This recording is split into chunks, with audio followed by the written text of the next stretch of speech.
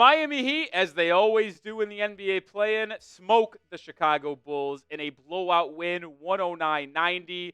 We are going to be playing the Atlanta Hawks on Friday night for the right to be the 8th seed against the Cleveland Cavaliers in the first round of the Eastern Conference playoffs. We'll talk about a little bit about that game on the back half of this show and then do a full preview tomorrow, so be on the lookout for that. But are you excited about the win? Listen, I know a lot of people, including myself, have talked about the draft a lot, but this was a very good performance from Tyler Herro and company. We'll look through what they've done, talk about each of their performances. But if you're fired up about the win, spam those W's down in the comment section. All right, we're going to start with we'll go with Andrew Wiggins here first, who actually played a very solid game for Miami. And the raw shooting splits are not going to be something that is that good. Like, you look at his 40% field goal percentage, but he played very, very well because the defense is what made Andrew Wiggins' performance so good. He gave you 20, but he also had 2 steals, 2 blocks, and he was the primary defender on Kobe White, who shot 5 of 20 from the field. If you told me Kobe White was playing for the Miami Heat tonight the way he was trying to give the Heat this win, I would have believed you. That's how bad Kobe White was. That's how bad Andrew Wiggins gave him. That two-way defense on the perimeter and offensive capability, knocking down 4 threes, is why the Heat wanted Wiggins back from Golden State in that Jimmy Butler trade. It was nice seeing that pay off for them in this play-in game. We'll see if he does it in the next play-in game in a potential playoff series. But it's hard to go any farther in this post-game show and reaction without talking about this man, Tyler Herro. There is so much dialogue around number 14. Is he worth the Supermax extension that he's eligible for this offseason? Should he be traded? Should he be a pillar of this organization going forward? Well, if every game was the NBA play-in against the Chicago Bulls, it's hard to say that he shouldn't be.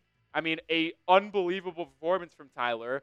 38 points, 5 boards, 4 assists.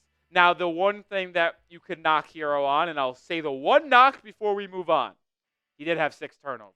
Don't love seeing 6 turnovers to 4 assists, but when you scored 38 points on 13 and 19 shooting, which is 68.4% from the field, I'm not going to concern myself with the TOs in a 19-point win. He started the game 8 of 8 from the field. He was at the half perfect from the field.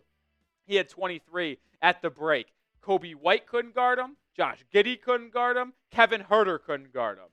It is going to be completely interesting to see how the Hawks handle Tyler Herro because they have a decoy type of player on Dyson Daniels, so it will not be as easy on Friday night as it was tonight for Tyler Herro. But he wasn't as hot in the second half, going 5 of 11. He was 3 of 3 from 3 at the half, 0 of 4 in the second half. But either way, Tyler Herro with an unbelievable performance, leading the way as he would be expected to do as the lone all-star from this season for the Miami Heat. You want to talk about a player that I just can't get enough of. I mean, Davion Mitchell.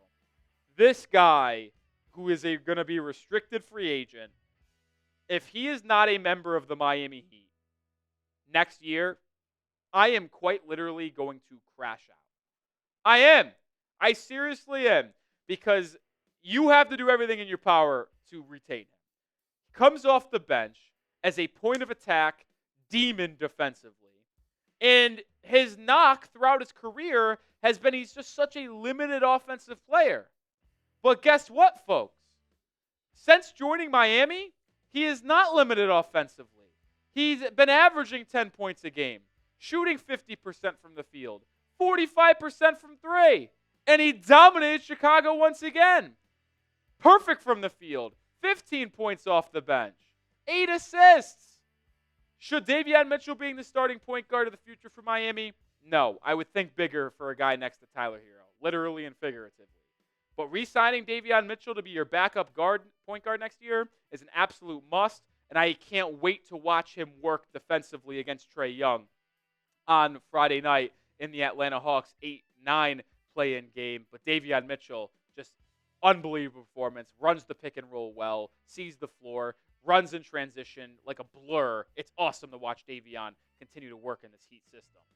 All right, make sure you are subscribed because we will bring you content around this Heat team every single day. We'll have a video out tomorrow previewing the Heat and Hawks play-in game on Friday night. We'll be live for the game as well. And then if the Heat win, which I'll predict it tomorrow officially, but I do think they do win, we'll be live for the series, Cleveland-Miami. We'll have you covered with everything that you need to know. We also are sponsored by Game Time, the official ticketing partner of the Heat Report by Chat Sports. And if the Heat do win on Friday against the Hawks and make it to the playoffs, well, you'll see 2 games in Miami at bare minimum. So go see them. Game Time has killer last-minute deals, all-in prices, views from your seat, and the lowest price guarantee. It takes the guesswork out of buying NBA playoff tickets.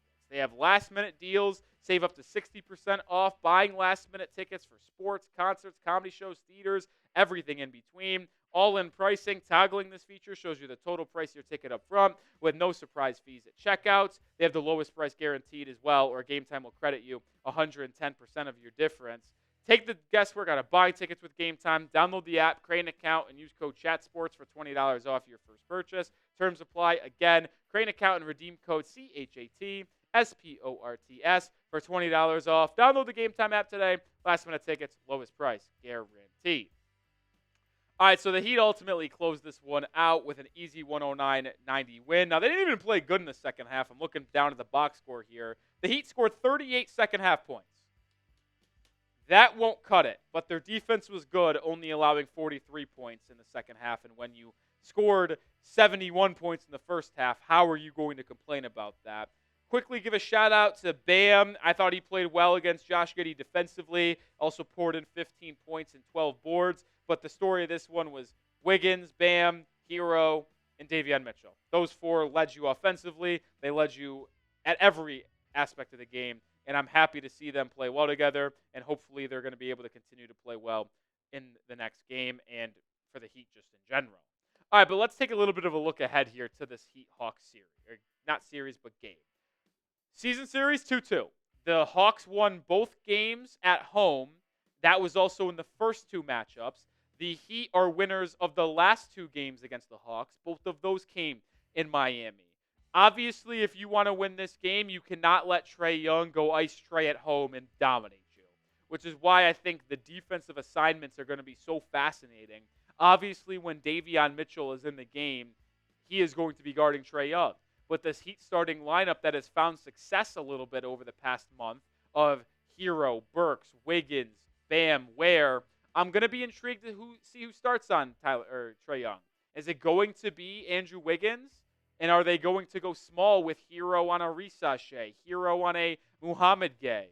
It's going to be fascinating to see how the Heat ultimately match up with the Atlanta Hawks. But I do think Miami has the stronger team here. I do.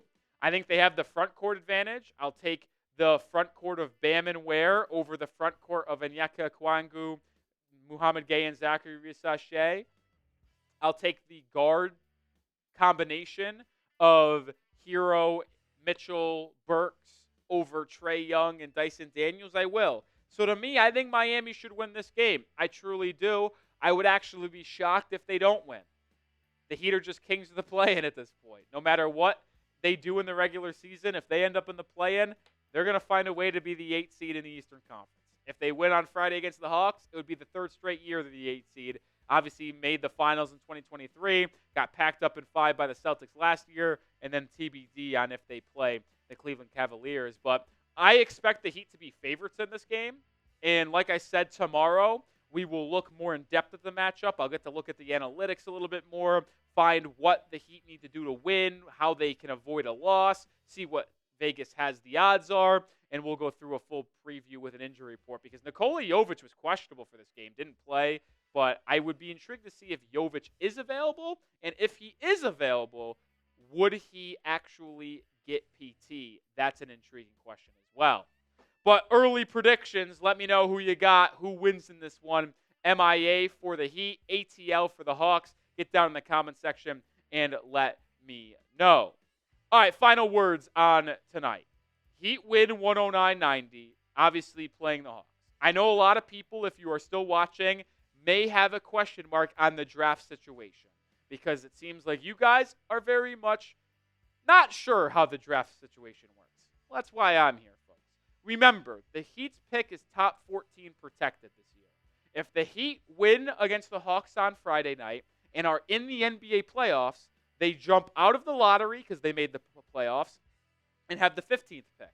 Well, because it is not top 14 protected anymore and it's out of the top 14, that pick would go to the Oklahoma City Thunder, leaving Miami just one pick in this draft, being 18, 19, or 20 against the Cleveland, or with thanks to the Golden State Warriors.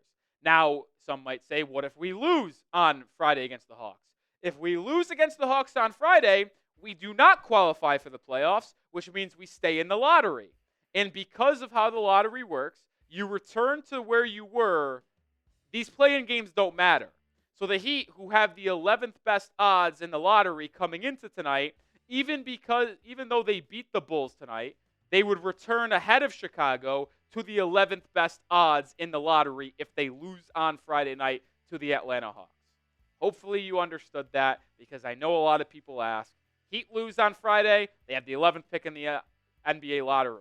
If they win, they're in the playoffs, and they only have one pick in the draft, and that's via Golden State at 18, 19, or 20.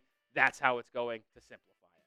All right, make sure you do subscribe to the channel. Like I said, we'll have a full video out tomorrow, a preview of Hawks versus Heat, and then we will also be live on Friday evening for the game against the Atlanta Hawks as well. So make sure you join us for that. It's going to be a ton of fun.